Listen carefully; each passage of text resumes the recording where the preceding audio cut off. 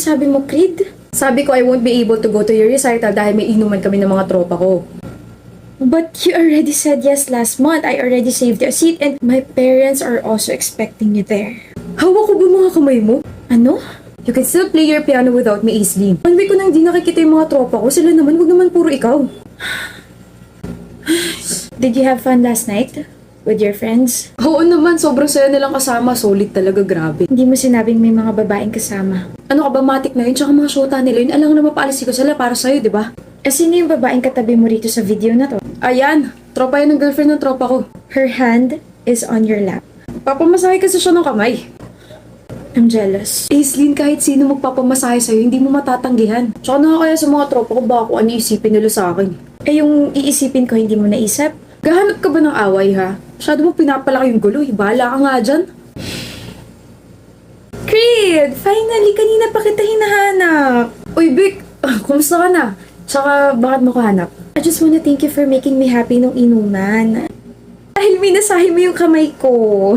Ah, wala yun. I wanna invite you nga pala for dinner later. Kasama yung mga tropa. Sure. Creed, may family dinner tayo mamaya. Oh, bawal ka, Creed. Sayang naman, minsan lang tayo makompleto eh. Gagawa akong paraan. Babe, ilang beses ko naman nakakasama sa dinner sila tita. Pagbigyan mo na ako. Kakakita mo lang sa kanila last week, di ba? Ano ba, Aislinn? 1 taon na tayo pero yung mga tropa ko, they've been there before you. Gawa mo ng paraan yan, ha? I'll be there, Beck. Wait lang, CR lang ako. Okay. So you're Creed's girlfriend? I'm Beck. To be honest, I like your boyfriend. He's soft, he's caring, and the way he looked at me nung inuman, gosh, nakakatunaw. I wanna snatch him from you. Joke! Do it. What? Sabi ko gawin mo. Snatch him. Are you serious? Bakit parang hindi ka makapaniwala? Hindi mo ba inaasahan na papatulong kayo sinabi mo? Are you challenging me because I won't back off? Sa nakikita ko is very interested sa akin. Tignan mo na lang kung paano mabaliw sa akin yung boyfriend mo. Aislinn! It's so nice to see you around dito sa campus. Nga pala, meet my boyfriend, si Creed. Hi.